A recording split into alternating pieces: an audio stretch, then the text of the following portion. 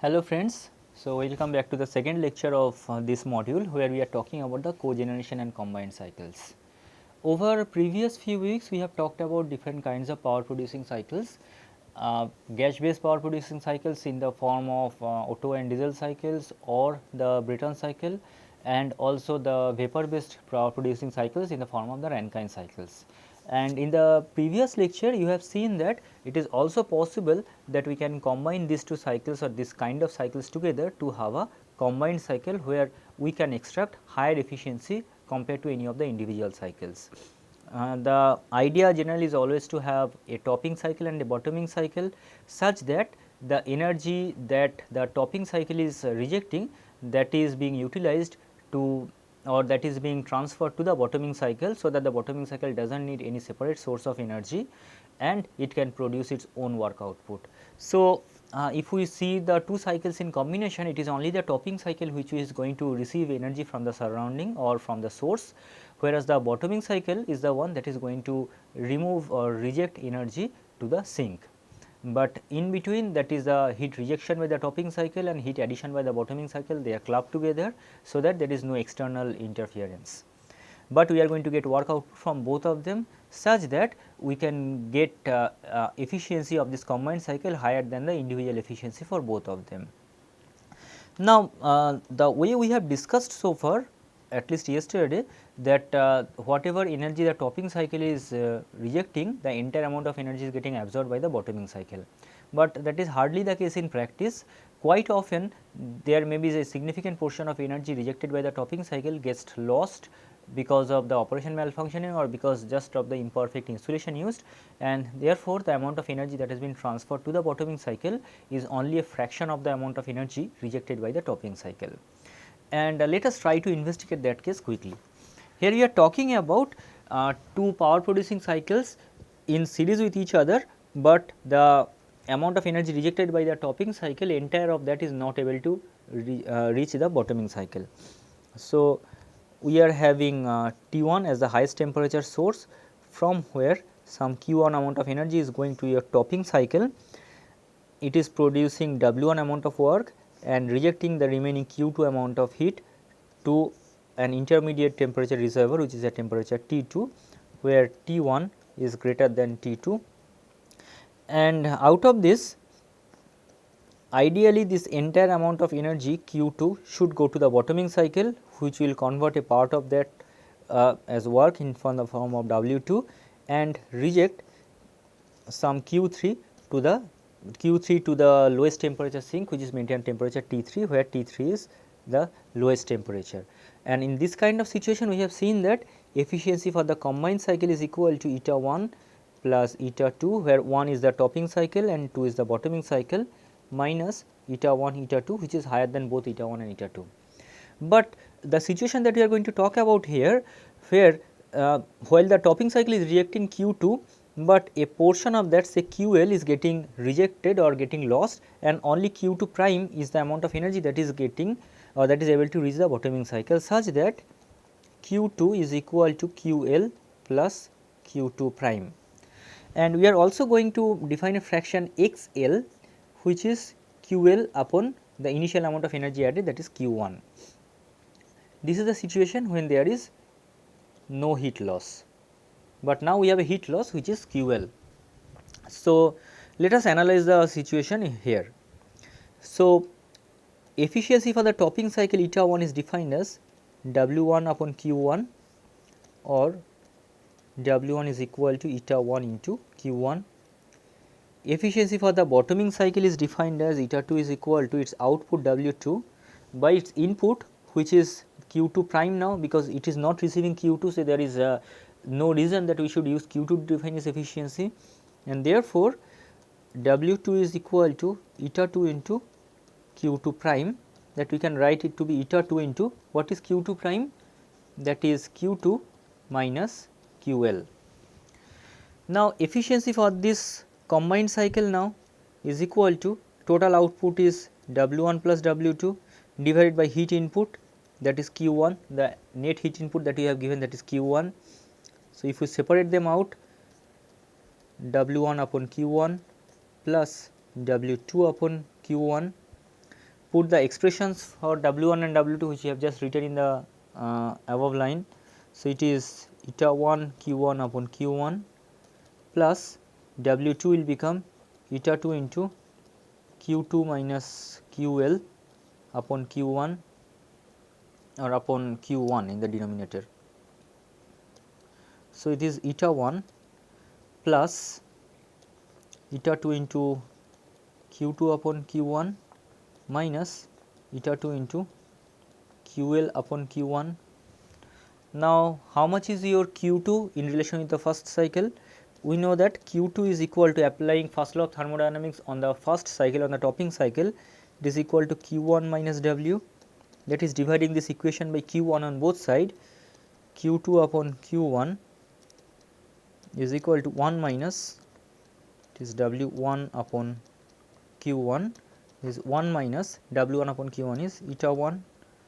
So, putting it back in the expression for this combined cycle efficiency, eta 1 plus eta 2 into 1 minus eta 1 minus QL upon this should be Q1.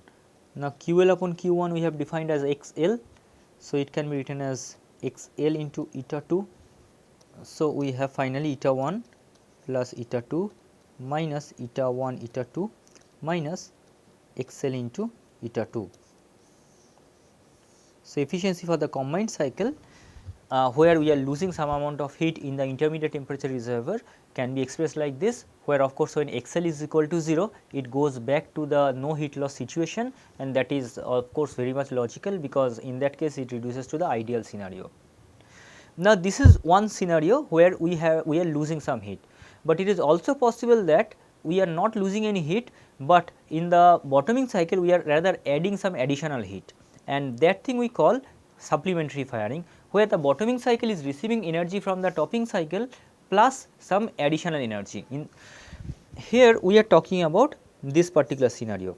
So, here again the topping cycle, which is 1, is receiving Q1 amount of heat from this reservoir temperature T1 and rejecting W1 amount of heat. T2 is the intermediate temperature reservoir, Q2 is the amount of heat it is losing to this. Now, we are assuming there is no heat loss. So, this entire Q2 is going to a bottoming cycle 2, which is producing W2 amount of heat and rejecting Q3 to the reservoir temperature T3, where we have T1 the highest temperature, T2 intermediate one, and T3 is the lowest temperature. But the bottoming cycle, that is cycle number 2, is receiving Q2 plus some auxiliary amount of energy in the form of QA, which we are referring as this supplementary energy or supplementary firing. Maybe some additional amount of fuel is burned to be added to the energy content of the fluid in cycle number 2. That is what we are having here. So, if we analyze this situation, then so efficiency for the topping cycle is, it remains the same, which is W1 upon Q1, that is W1 is equal to eta 1 Q1. Eta 2 for the bottoming cycle, it is producing W2, and how much is the net amount of energy it is receiving? It is receiving Q2 plus this QA. So, let us define a fraction XA as QA upon Q1. So, from there we can write W2 is equal to eta 2 into Q2 plus QA.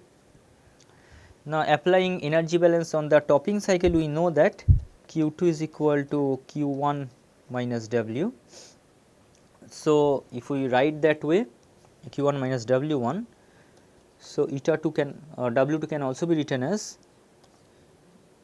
it is as Q1 plus QA minus W1.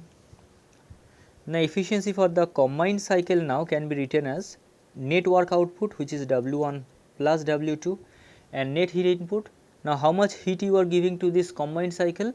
Of course, you are giving Q1 to the topping cycle, plus we are now giving QA to the bottoming cycle as additional energy. So, the efficiency should consider this QA as well. So, if we separate them out now, W1 by Q1 plus QA plus W2 upon Q1 plus Q A. So, W1, if we put the expression for this as eta 1 Q 1 by Q 1 plus Q A plus W 2 upon Q 1 plus Q A is eta 2. So, it is eta 2, and now dividing this expression both numerator and denominator by Q 1, we have eta 1 left in the numerator, and the denominator we have 1 plus Q A upon Q 1. And what is Q A upon Q 1? This is this one only, the fraction of energy that has been added as a fraction of Q 1, or the amount of energy that has been added, supplementary energy, as a fraction of Q 1 plus eta 2. So, this is the efficiency of this combined cycle. If we want, we can simplify this as 1 plus x A into eta 1 plus eta 2 plus x A into eta 2. This is the efficiency for this combined cycle. So, of course, this expression is going to give you the numerical value once we know the magnitude of x A, the numerical value of the combined cycle efficiency, but still to see the effect of this supplementary firing, let us investigate a bit more. Let us try to see, as the magnitude of x A increases, what is the effect on the efficiency of the combined cycle, and to have that, let us try to maximize this combined cycle efficiency in terms of this x A, assuming eta 1 and eta 2 to be constant.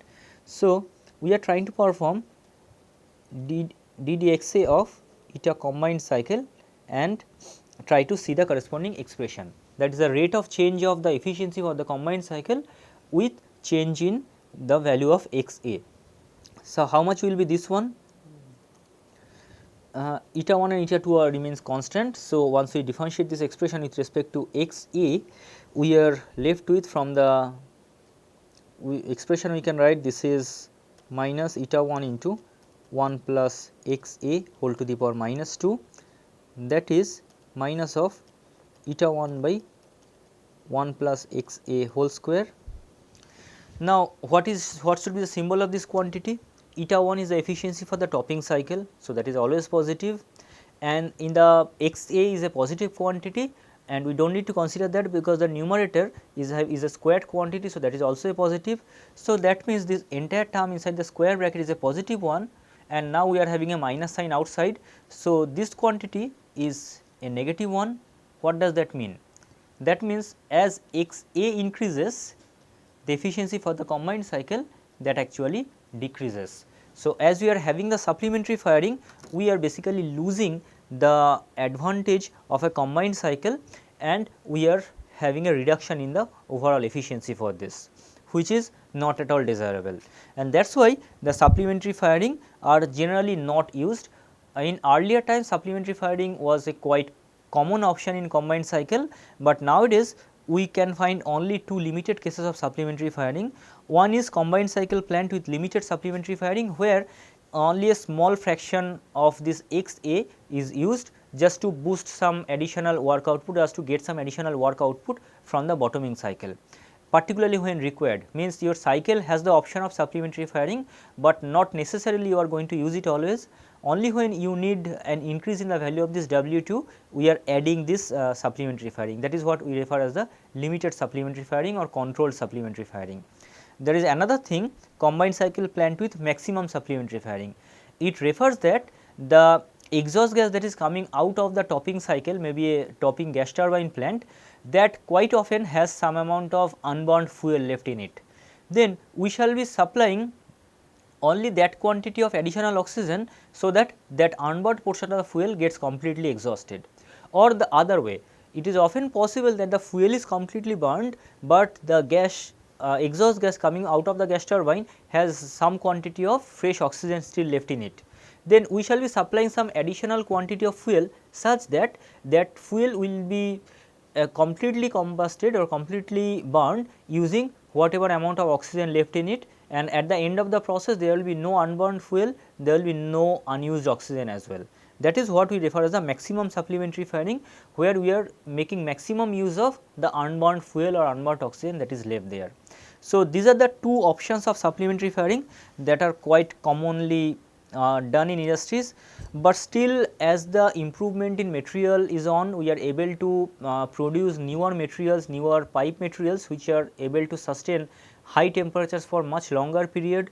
Accordingly, the temperature level prevailing in the gas turbine combustor or in the turbine itself, that keeps on going upwards, and we are now approaching a maximum temperature of about 2000 degrees Celsius in gas turbine, which is an extremely high temperature that we are talking about. And subsequently, the gas that comes out of that gas turbine plant, that is also at a very high temperature, and that is quite easily is capable of increasing the temperature of the steam in the bottoming Rankine cycle to something in the range of 500 to 550 to 600 degrees Celsius, and therefore, we may not at all be having any need of any supplementary firing in the days to come. In fact, I should say with new modern combined plants that are that are getting developed, there we hardly need to go for any kind of supplementary firing, simply because the gas turbine is operating at a much higher temperature level, and the energy or left in the exhaust gas or its temperature level is significantly higher, so that there is no need of any supplementary firing. Now, we are so far talking about the combined cycle plant all are in series mode, that is the amount of energy rejected by the topping plant is being absorbed by the bottoming plant. But can't we operate the cycles in parallel mode, that is two cycles operating in parallel, that is they are operating between the same temperature reservoirs? Of course, that is still possible. Let us try to see a situation like this. We have a temperature reservoir operating at temperature T1, another operating at temperature T2, and we have two plants. This is 1, this is 2, they are operating in parallel. That means both are receiving energy from the same reservoir T1. Let us say Q1 is the total amount of energy being extracted from this. Out of that, Q2 is going to the first one, which is rejecting Q3 to this T2 reservoir and producing one amount of work, and amount Q4 is going to the second one, which is producing W2, and again rejecting say some Q5 amount of heat to that same reservoir. So, both the cycles are operating between the same two reservoirs, temperature T1 and T2, and they are giving work output. So, if we analyze this one, then for the topping cycle, or there is no topping or bottoming cycle, for cycle number 1, we can define its efficiency eta 1 as W1 upon Q2, or W1 is equal to eta 1 into Q2.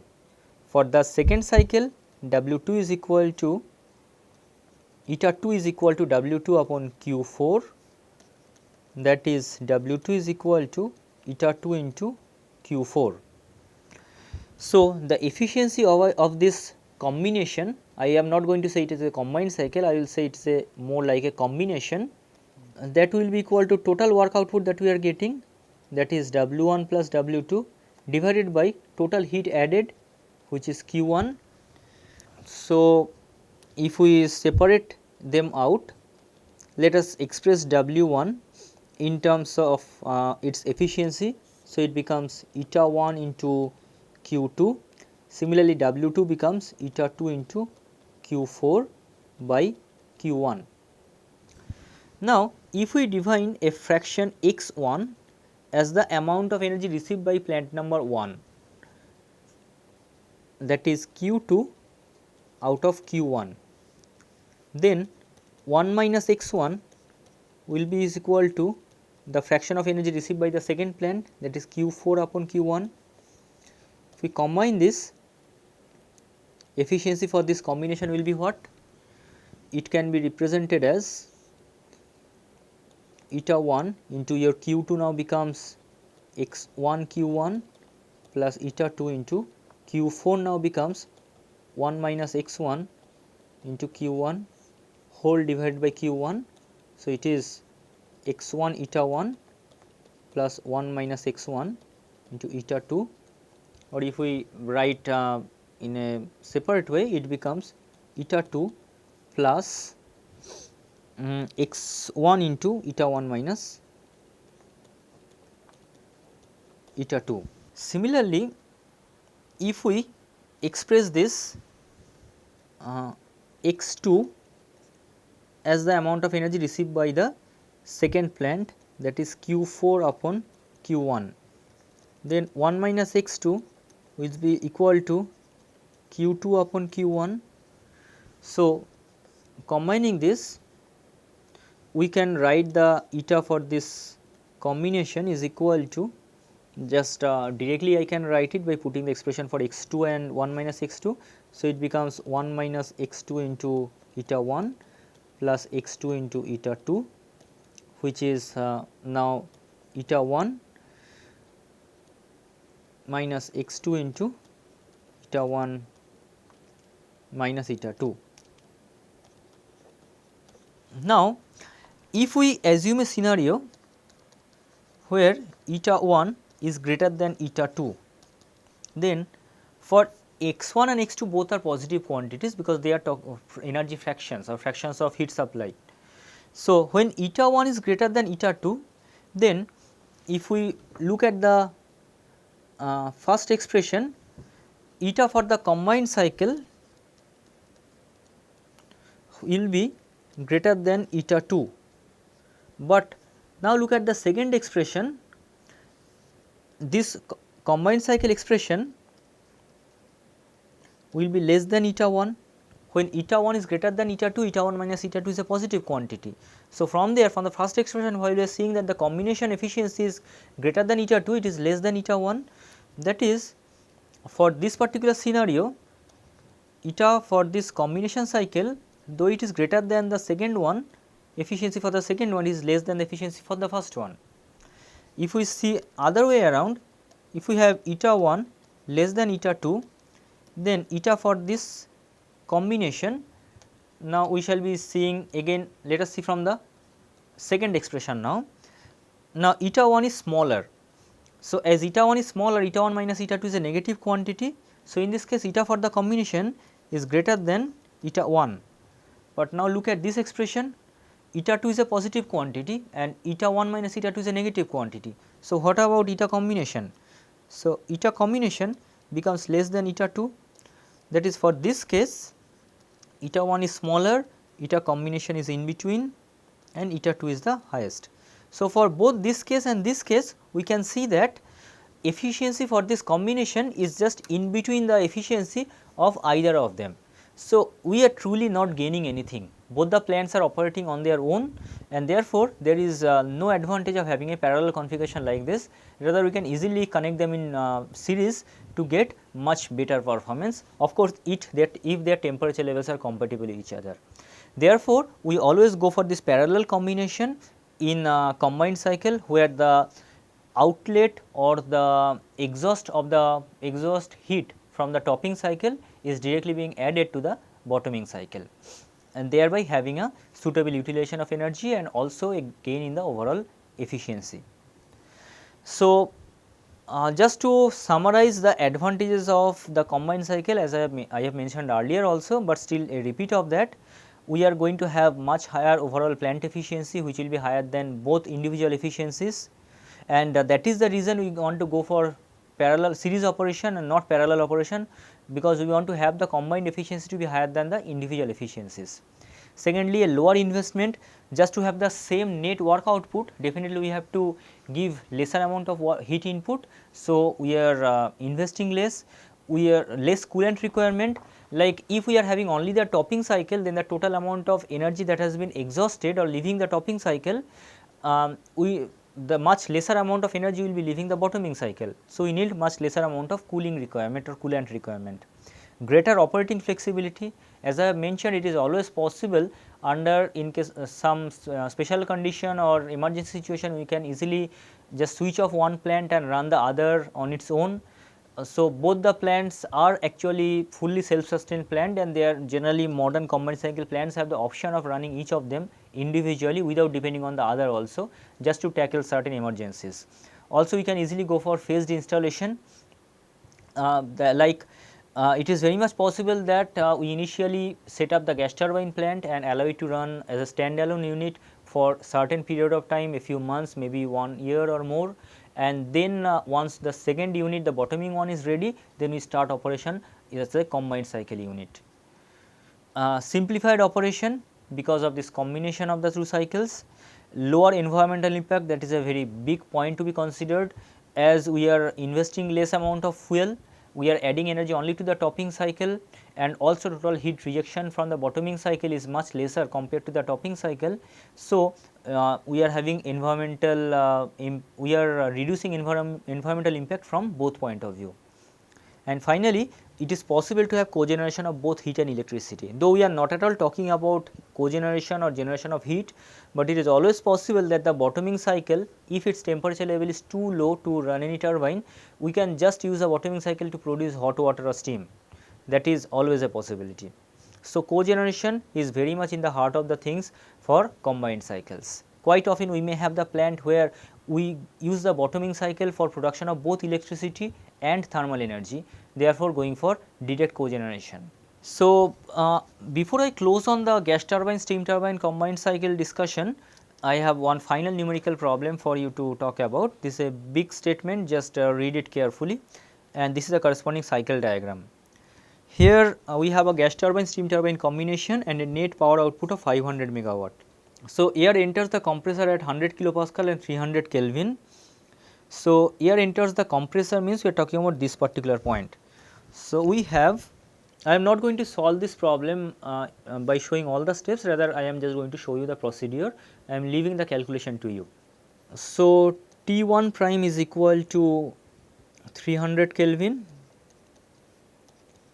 P1 prime is equal to 100 kilopascal, and it is compressed to 1.2 megapascal, and there is isentropic efficiency as well.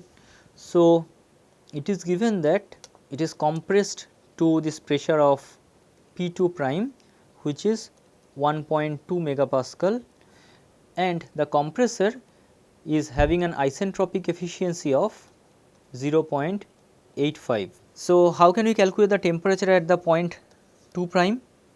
We can easily use the value for this. Let us identify this point as 2s. So, we know that T2s upon T1 will be equal to P2 upon P1 to the power k minus 1 upon k. Those informations are not given. Let us consider k equal to 1.4 and Cp for air as 1.005 kilojoule per kg Kelvin. So, as we know P2 prime, I should have write P2 prime, P1 prime, T1 prime and T2s prime. So, from there we shall be able to identify T2s prime, and now the isentropic efficiency for this compression process defined as actual energy input, which is proportional to T2 minus T1 divided by ideal possible energy input, which is possible only in case of isentropic compression T2s prime T1. From there we are going to get T2, or I should say T2 prime. So, we have 0.2 prime. Now, the isentropic efficiency of the gas turbine is also given as 0.9. The gas turbine receives air at 1400 Kelvin. So, T3 prime is 1400 Kelvin, and pressure levels we already know, because P3 prime will be same as P2 prime, P4 prime will be same as P1 prime, and also the isentropic efficiency for the gas turbine is given as 0.9. So, we can easily calculate the efficiency of 4s. Let us say this point is 4s prime. So, we can write T4s prime by T3 prime to be equal to P4 prime by P3 prime whole to the power k minus 1 by k, which is in turn P1 prime upon P2 prime by k minus 1 upon k, which will be allowing us to calculate the 4s prime, and the isentropic efficiency for the gas turbine is given as actual work output, which is T3 prime minus T4 prime by ideal possible or maximum possible work output T3 prime minus T4s prime. From here we shall be able to calculate T4 prime. So, the total work input requirement for the gas turbine or the compressor, how much will be that? So, W for the compressor will be equal to specific work input requirement for the compressor will be equal to Cp into the change in its temperature T2 prime minus T1. Similarly, the work output that we are going to get from the gas turbine plant will be equal to Cp into the net change in the temperature, which is T3 prime minus T4 prime. So, the calculation for the gas turbine part is more or less done. The exhaust from the gas turbine passes through a heat exchanger and exits at 400 Kelvin. So, this point temperature is 400 Kelvin. We already know T4 prime. So, we know how much amount of energy it is rejecting in the heat exchanger, and the same amount of energy is being received by the steam turbine part. Now, the steam at 8 megapascal and 400 degree Celsius enters the steam turbine, which has an isentropic efficiency of 0.85. Now, in this diagram, the point that is shown, that is actually 4s, but truly the expansion is something like this. It is going up to a point 4 somewhere here. So, for the steam turbine part, we know that P3 is equal to 8 megapascal, T3 is equal to 400 degree Celsius. Combine this, you can get H3, S3. Using S3, we can identify S4S, and then using the isentropic efficiency for the steam turbine, which is 0.85, you can also locate the point number 4. So, using S4S, we can get H4S, and then using the isentropic efficiency, we can get H4. Accordingly, we get the total work output from the steam turbine is equal to, if we talk about the net work output, so W dot steam turbine will be the mass flow rate for the steam into H3 minus H4. Similarly, if we convert all the work expressions for the gas turbine to the total expression, then the net work input requirement for the compressor will be equal to m dot g to this. Similarly, the total work or total power produced by the gas turbine will be equal to W dot gas turbine is equal to m dot g into Cp into T3 prime minus T4 prime. So, we know how much work is being rejected by the steam turbine, or rather how much work is produced by the steam turbine. Now, we know the condenser pressure is given as 8 kilopascal. Of course, we are using that to get 0.4. Saturated water at 8 kilopascal is circulated back to the heat exchanger via a pump with an isentropic efficiency of 0.8. So, the pump has an isentropic efficiency of 0.8. So, this process may be ending up at point somewhere here as 2 prime. And finally, if we talk about the heat exchanger, so total amount of energy gained by the steam in the heat exchanger is equal to H3 minus H2. If we say this point is 2 and this point is 2s, these are total amount of energy gained by the steam, and total amount of energy lost by the gas will be equal to this into Cp for the gas into T4 prime minus T5 prime. T5 prime is 400 Kelvin. So, from there you will be getting the ratio of the mass flow rate of steam and mass flow rate of gas. And finally, the net output from the plant is 500 megawatt. So, that 500 megawatt is equal to the net output, that is the net output from the gas turbine side and net output from the steam turbine side. Now, from the steam turbine side, how much is the output we are getting? We are getting m dot steam turbine into H3 minus H4 minus m dot for steam into the work input requirement by the pump, which may be very small, but still needs to be considered, which is H2 minus H1. So, this is the net output from the steam turbine side.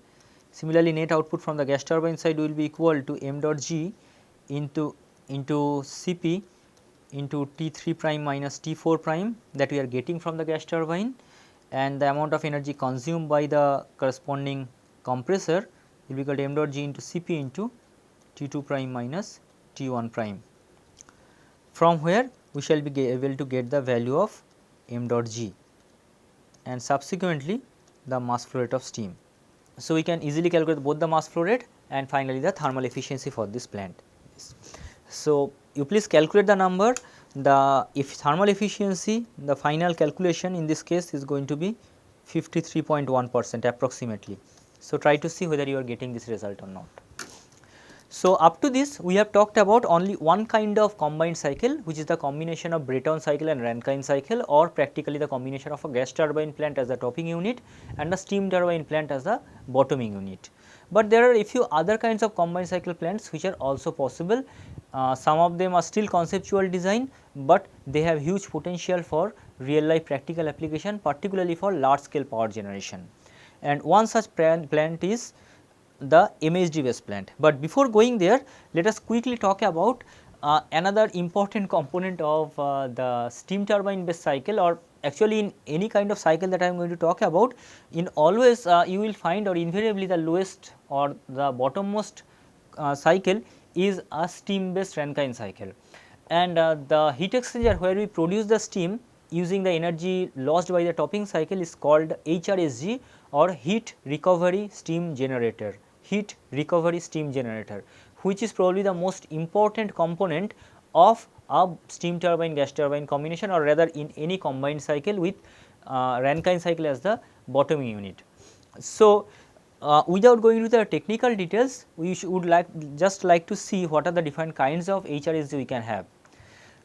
There are several types of classifications. One is based upon the steam side operating pressure. We can have a single pressure, just the ones that we have discussed so far, they are all single pressure, but we can also have dual pressure or triple pressure cycles. I shall be discussing about a dual pressure option in the next slide.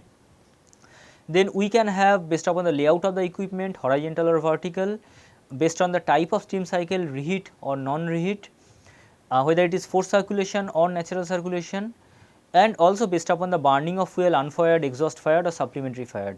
Unfired refers where we are not adding any additional energy from external sources for the bottoming one.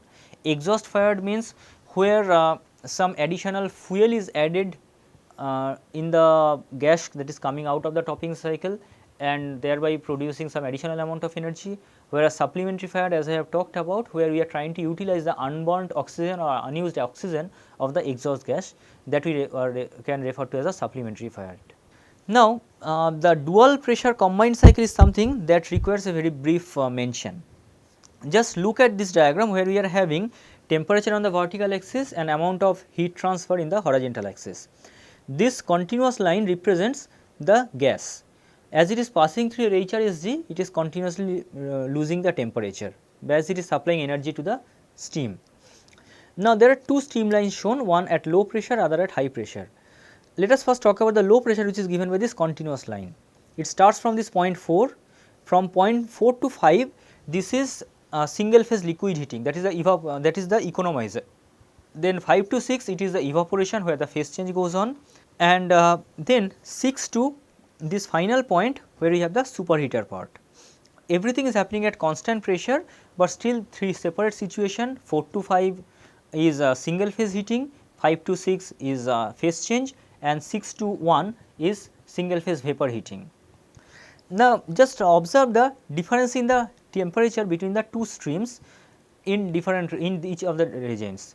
In the economizer part, the temperature difference is quite small. The largest temperature difference can be only something like this. But in the two phase part, at any point the temperature difference is very significant.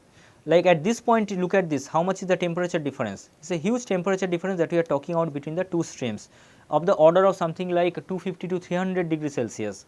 And you know that larger the temperature difference associated with heat transfer, larger will be the entropy generation. So, significant amount of entropy generation will be there, and therefore, it is a highly irreversible heat transfer process, which finally leads to the loss of work potential and hence loss of energy and loss of efficiency from this. Now, instead of operating at such low pressure, if we operate the steam at much higher pressure, then we have this dotted line. So, starting from this point up to this point, we are having single phase heating in the economizer, single phase liquid heating. Then this point to the next point, we have the two phase operation, phase change, and then up to point number 1, we have superheating, that is heating of single phase vapor. Now, what is happening here? The temperature difference during the phase change operation is definitely much smaller. It is almost half compared to the previous case. But what is happening during the single phase operation? Here in the economizer, we have much larger temperature difference. So, here there will be significant amount of entropy generation in the single phase part, and in the two phase part the temperature difference is small, but still not that small as well. That is why quite often we go for two different pressure levels to have these operations done. One pressure level which operates close to the lower sides of the or low temperature side of the gas, exhaust gas, other pressure which operates close to the high temperature side of the exhaust gas in a configuration something like this, where the hot exhaust gas from the gas turbine is entering from here and it is directly going down through the HRSG and finally leaving through this exhaust gas. This is the corresponding steam turbine organization. The steam which is coming here from point number 4, that is being separated or splitted into two streams here. In one stream, look at this, in this particular zone the temperature of the exhaust gas is much lower, whereas on this side the temperature is much higher. So, in this side the point number 5 where we are talking about single phase heating, here actually we are talking about a low pressure operation. Here the pressure is low, corresponding saturation temperature of the steam also will be low. So, we have single phase heating up to point number 5, then we have the phase change done in this phase, and then we have the superheating done from point 6 to point 7. In a configuration like this, it is entering at point 4, then single phase heating up to point number 5, then constant temperature phase change up to 6, and then superheating done up to point number 7. This is the low pressure steam. And the other stream that we are separating here, that is going by this route at point number 8, where we have pressurized it to much higher pressure level at this particular point. Here the pressure is higher, so saturation temperature is also higher. So, it is heated up to point number 9. This is the corresponding economizer. Then we have the evaporator part, where we are having the phase change going up to point number 10, much higher pressure level. Look at the temperature difference. Here the temperature difference between the steam and the corresponding gas is quite smaller. The temperature difference between low pressure steam and the gas was also not that significant, not that high as we should have had in a single pressure situation. And then finally, we have the superheating from 10 to 11. This superheated vapor at point number 11 is going to the high pressure turbine. From there, once it is coming back with point number 12, it is mixed with point 7, the superheated steam coming from the low pressure, the exit pressure of the high pressure turbine and the low pressure steam, they are having the same pressure levels actually. So, this mixture with pressure number with state point 13 is going to be supplied to the low pressure turbine. This is the corresponding diagram. On the low pressure side, we are starting with point 4 and ending up with point 7 as a superheated vapor.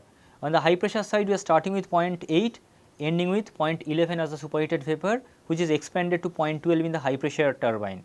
Then we are mixing the exhaust of the high pressure turbine with the steam coming from the low pressure turbine to reach this final point 13 here, which is getting expanded to the low pressure turbine till state point 14. So, this is a dual pressure combination. Similarly, we can also have a triple pressure combination, where we shall be using an intermediate pressure level as well. More number of pressure levels, less is the irreversibility, and we are if the number of such pressure levels approaches infinity, we are actually trying to approach an isothermal heat transfer. But practically more than 3 stages are never used. In fact, more than 2 stages are also quite rare in practice. Now, we would like to talk about a few other kinds of combined cycle, as I have just mentioned, and I shall be talking about 3 innovative approaches very quickly, and the first one of them is MHD. MHD refers to magneto-hydrodynamic generator. M for magneto, H for hydro, D for dynamic generator. Here the idea is very interesting. You know that from Avogadro's principle that whenever a conductor moves in a magnetic field, we have electricity generation. So, what we do? We create a field of permanent magnet. Here is we have a magnetic field, and as a conductor we are using a high temperature gas. You probably know that as we keep on increasing the temperature of a gas beyond a certain threshold temperature, it starts to ionize. Ionize means as the temperature increases, the electrons from their atoms starts to move towards the higher high energy orbits, and beyond the threshold temperature the electrons completely come out of that, thereby becoming free electron, and consequently the atom from where it has come out, that becomes a charged one. So, if we are able to go to very high temperatures, well above the threshold temperatures, then your originally non-conducting gas becomes a combination of, or it will contain several free electrons and also equal number of positively charged atoms, along with of course the neutral body of the main molecules. And now, if we allow this gas to flow through this magnetic field, then that is going to act as a conductor, and accordingly it is going to give electricity. So, that is the idea of this MHD or magnetohydrodynamic.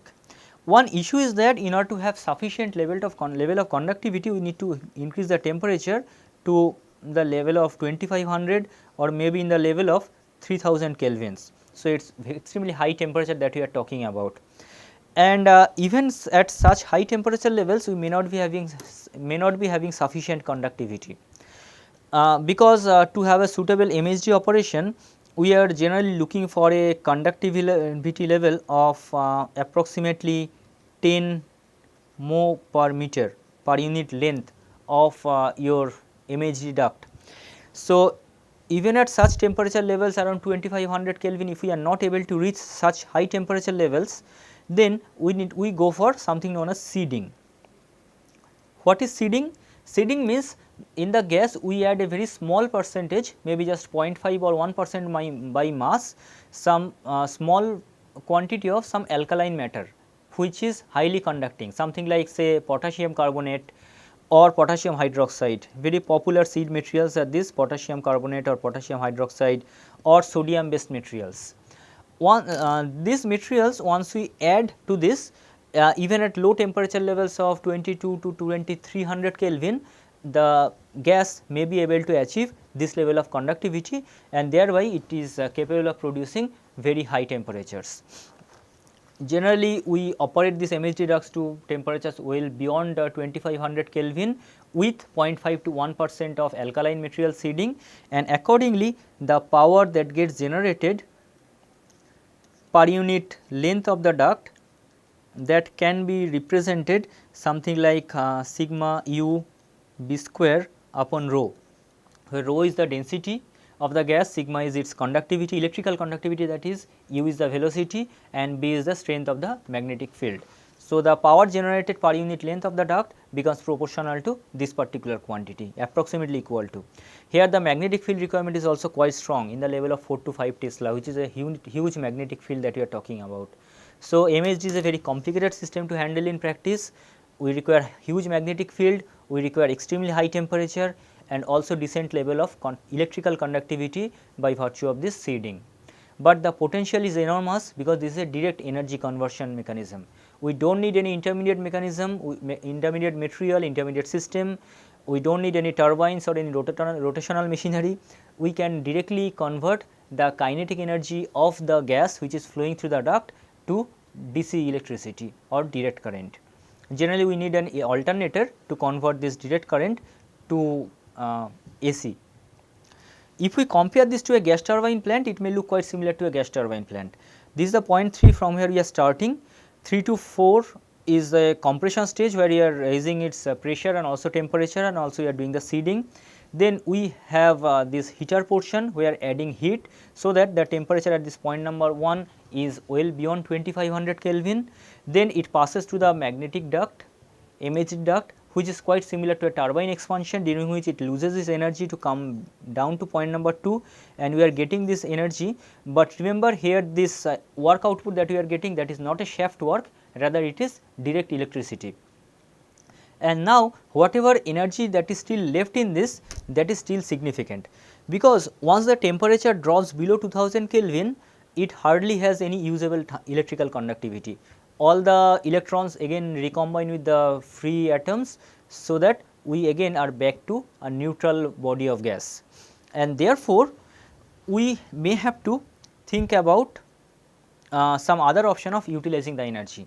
Remember, a conventional steam turbine plant, the highest temperature that we have for the exhaust gas in a gas turbine plant may be only of the order of 800 degrees Celsius, which is still sufficient to heat the steam in a Rankine cycle. And here we are talking about temperatures in the level of 1600-1700 degrees Celsius, which is huge.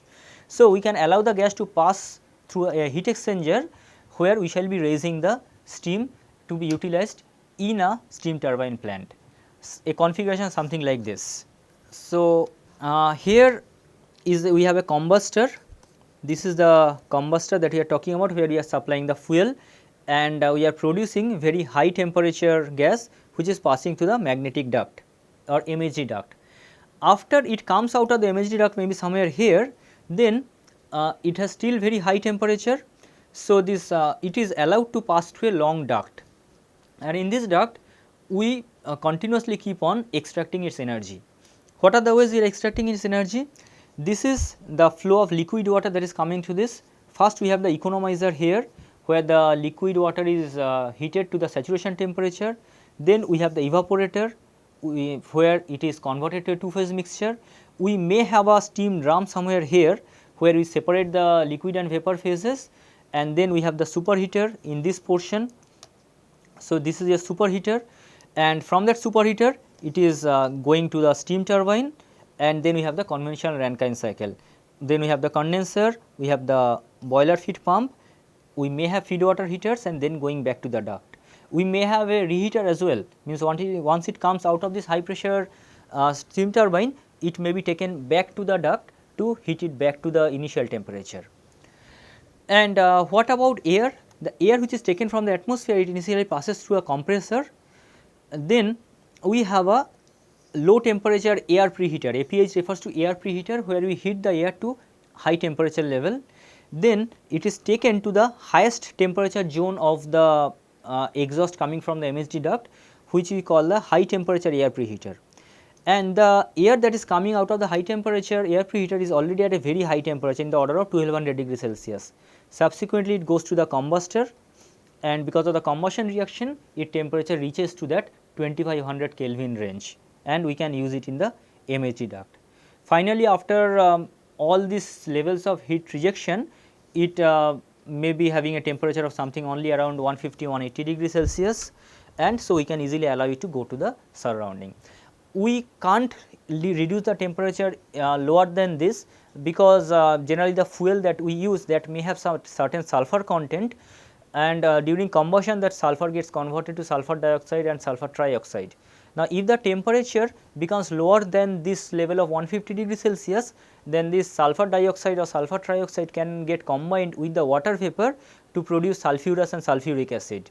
And below 150 degree Celsius, that acids may become liquid, that liquefies, and thereby it can lead to significant amount of corrosion.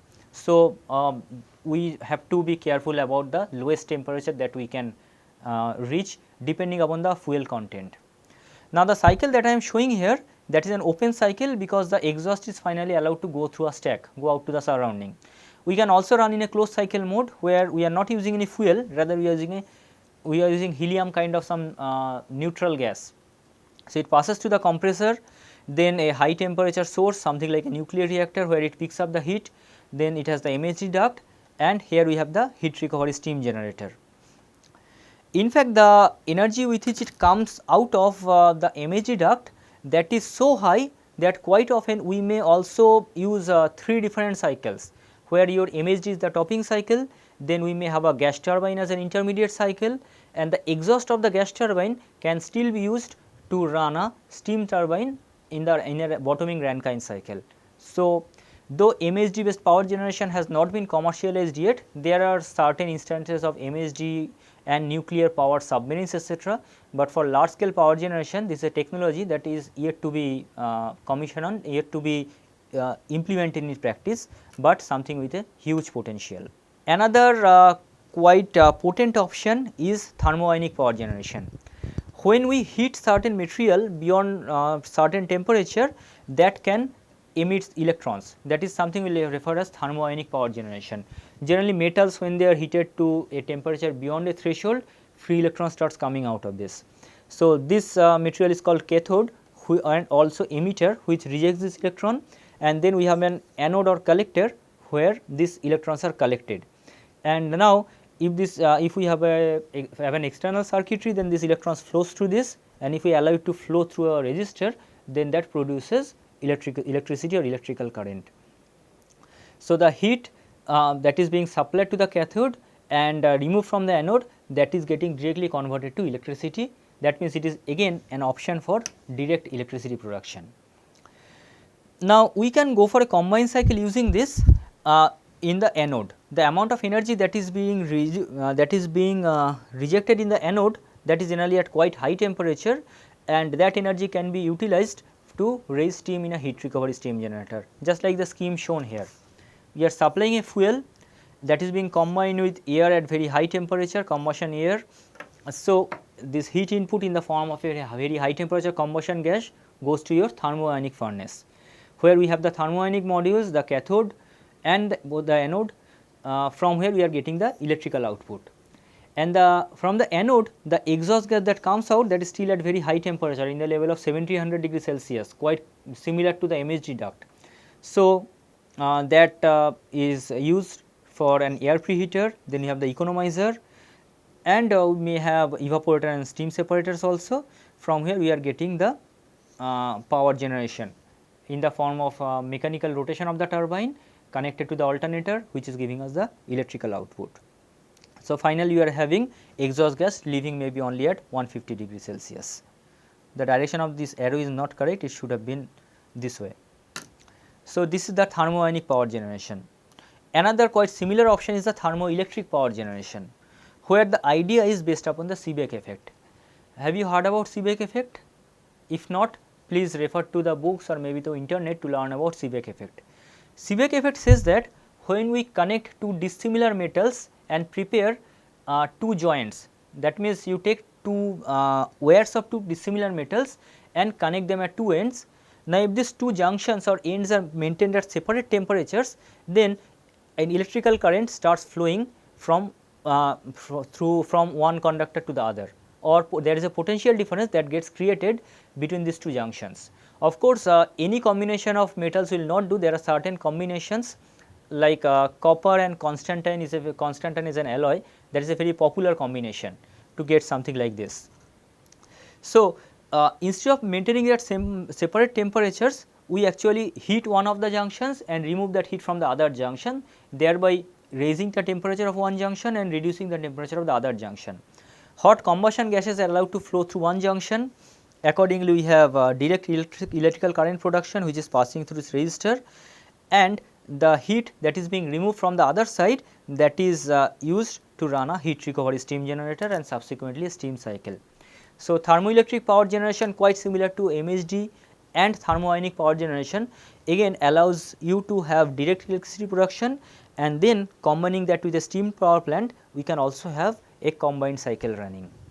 So, these three are all conceptual designs, none of them are having any practically commissioned unit for large scale power production, but we may see such kind of combined cycle in practice in next 15 to 20 years, and they have the potential of offering huge efficiency well in the range of 50 to 60%, whereas present coal based power stations can have efficiency well only in the high 20s or very low 30s, and the same about nuclear plants as well. So, combined cycle is a very potent technology already used, particularly the gas turbine steam turbine combination is already in use in several cases in several countries, and we are looking for even further improvements and modifications. So, to summarize the discussion of this week, we started with the principle of cogeneration and combined cycle, then we discussed in detail about the gas turbine steam turbine combination. We talked today about the heat recovery steam generator, the dual pressure cycle, and then different types of combined cycles where we have the option of direct electricity and power production, that also we have discussed. So, that takes us to the end of module number 8. I hope you have enjoyed this series of lectures, particularly these two lectures where we are talking about a very modern and innovative technology. Now, up to this week we have talked about only about power generation. Starting from this week number 4 to this week number 8, we have talked only about power production option. From the next week onwards, we are going to the other spectrum where we shall be talking about the power absorbing cycle, that is the refrigeration cycle, and subsequently going to the air conditioning cycles. Till then, you revise this lecture, try to solve the assignment problems, and in case of any query, please write back to me. Thank you.